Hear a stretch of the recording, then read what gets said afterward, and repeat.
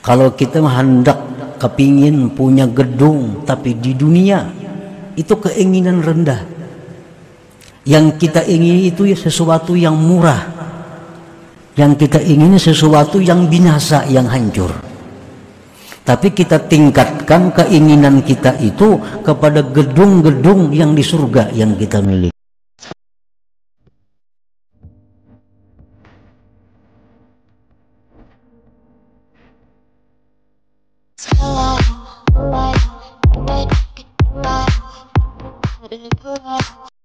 Jadi keinginan kita itu hendaknya jangan keinginan yang surut. Jangan punya keinginan rendah. Kalau kita hendak kepingin punya gedung, tapi di dunia itu keinginan rendah. Yang kita ingini itu ya sesuatu yang murah. Yang kita ingini sesuatu yang binasa, yang hancur. Tapi kita tingkatkan keinginan kita itu kepada gedung-gedung yang di surga yang kita miliki. Mobil-mobil mewah di surga tapinya. Apabila kita demikian pikiran kita, demikian keinginan kita, dunia itu akan datang sendirinya kepada kita tanpa susah payah mencarinya. Nah, para muhibbin rahimakumullah, artinya kita ini merdeka. Arti merdeka itu tidak terkekang, bebas daripada sesuatu yang kita tidak memerlukan kepada sesuatu itu. Nah, kita kada perlu lawan sesuatu itu, maka kita bebas daripadanya.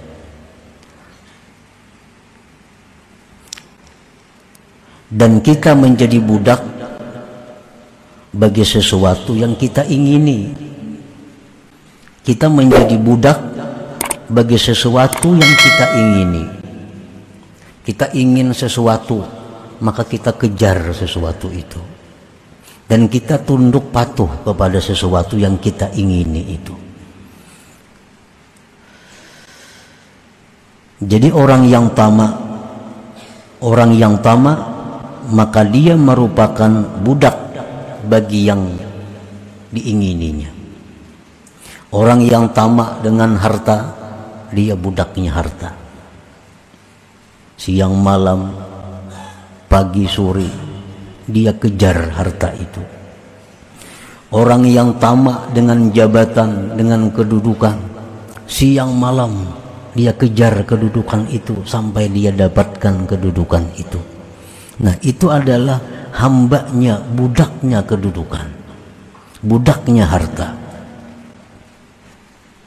Tamak itu adalah sesuatu ketergantungan kepada selain Allah dan senang, tenang dengan selain Allah. Disebut tamak. Termasuk di dalamnya adalah rakus, tidak merasa cukup dengan yang telah diberikan oleh Allah Subhanahu wa ta'ala. Qala Nabi sallallahu alaihi wasallam, iyyakum wat-tama' fa innahu faqrun hadir. Aku takuti kamu bersifat tamak, karena tamak itu adalah merupakan fakir yang ada. Bagaimanapun orang itu banyaknya punya harta, kalau dia masih tamak, dia itu sebenarnya adalah orang fakir. Dia itu sebenarnya orang yang fakir. Orang yang tidak mempunyai harta, tetapi hatinya kaya, tetapi hatinya tidak tergantung kepada selain Allah, itulah yang disebut dengan ghinal qalbi, kayanya hati seseorang dari selain Allah Subhanahu wa ta'ala. Wa qala an-nabi sallallahu alaihi wasallam, man kanat niyyatuhul akhirah jama'allahu syamlah wa ja'ala ghinahu fi qalbihi wa atathu dunya wa hiya ragimah.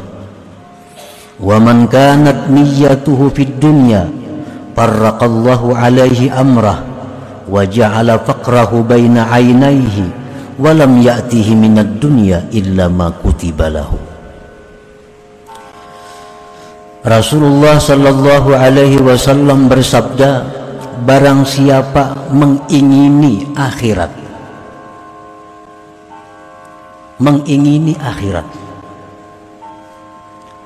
orang ini ingin menjadi hambanya Allah, orang ini ingin dapat keridhaan Allah, orang ini ingin masuk surga.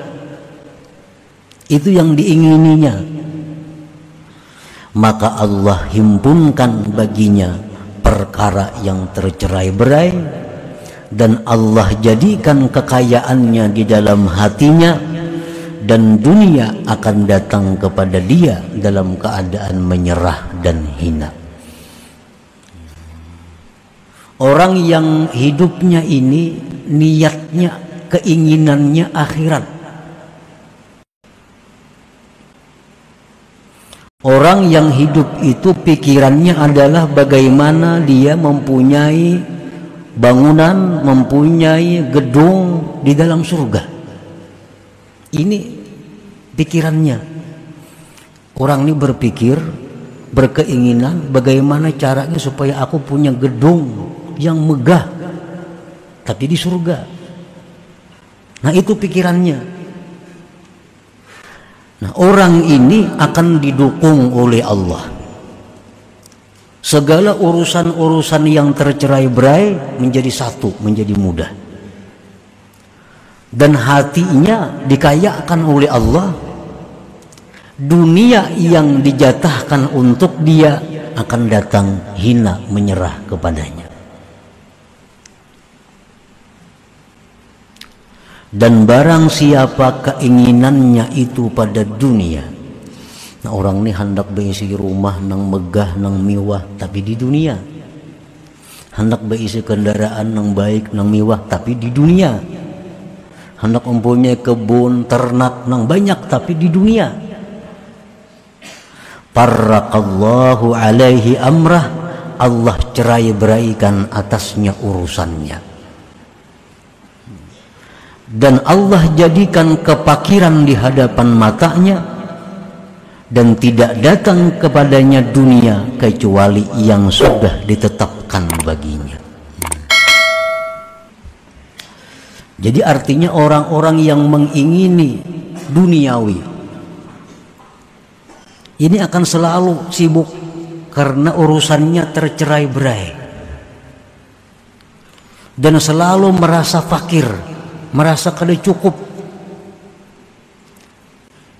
Dan dunia yang diberikan Tuhan kepadanya kada berubah daripada apa yang ditetapkannya di dalam Lauhil Mahfuz di masa azali dahulu kala.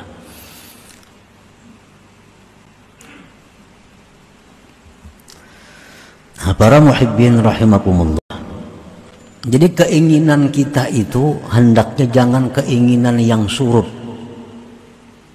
Jangan punya keinginan rendah. Kalau kita hendak kepingin punya gedung tapi di dunia, itu keinginan rendah. Yang kita ingin itu ya sesuatu yang murah. Yang kita ingin sesuatu yang binasa, yang hancur.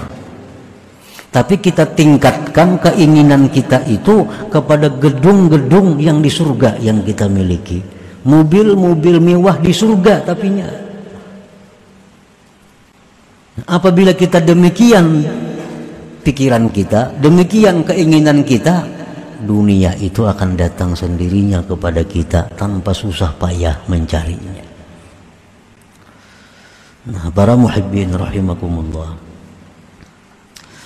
qala Nabi sallallahu alaihi wasallam, man asbaha wad dunya akbaru hammi yulzimullah ta'ala qalbahu thalatha khisal. Hammun la yanqati'u abada, wa syughlun la yatafarraju minhu abada, wa faqrun la yablughu muntahahu abada. Rasulullah Shallallahu Alaihi Wasallam bersabda, barang siapa berpagi-pagi dunia yang menyita pikirannya. Artinya orang ini bangun guring, nah imbas sembahyang subuh, itu sudah memikirkan tentang urusan-urusan duniawi, urusan-urusan yang kada dibawa mati artinya. Maka orang seperti ini Allah lazimkan di hatinya 3 perkara. 1, hammun la yanqati'u abada, kerisauan yang tidak putus selamanya. Yang kedua, kesibukan yang tidak pernah lapang dia daripadanya. Yang ketiga, kepakiran yang tidak ada ujung baginya selamanya. Nah, para muhibbin rahimakumullah, jadi pagi hari nabai sukanan, bangun guring, imbas sembahyang subuh, itu waktu-waktu yang kita disuruh Allah untuk zikrullah. Waktu itu waktu yang disuruh Allah kita memikirkan akhirat. Ini waktu pagi, awal siang, awal hidup kita. Pagi-pagi itu Allah menyuruh kita agar berpikir akhirat, jangan berpikir dunia. Oleh karena itu Allah Subhanahu wa ta'ala memberikan ganjaran yang sangat besar kepada orang-orang yang di pagi itu berzikir kepada Allah. Man shallal fajra fi jama'atin thumma qa'ada yadhkurullaha ta'ala hatta tatlu'ash syams thumma shalla rak'atain kanat lahu ka ajri hajjatin wa umratin tammatin. Biar Nabi. Barang siapa sembahyang subuh berjamaah, kemudian duduk berzikir, membaca Quran kah, salawat kah, tasbih kah, menuntut ilmu kah, sampai terbit matahari. Kada sampai sejam itu, kada sampai sejam, lagi sembahyang subuhnya tengah 6 begininya, kada sampai sejam, sampai terbit matahari. Sembahyang isyraq 2 rakaat atau duha 2 rakaat, maka baginya mendapat pahala haji umrah sempurna ujar Nabi. Nah, ini adalah satu dorongan kepada umat bahwa hendaknya di pagi-pagi itu jangan memikirkan urusan duniawi. Isilah waktu pagi itu dengan akhir.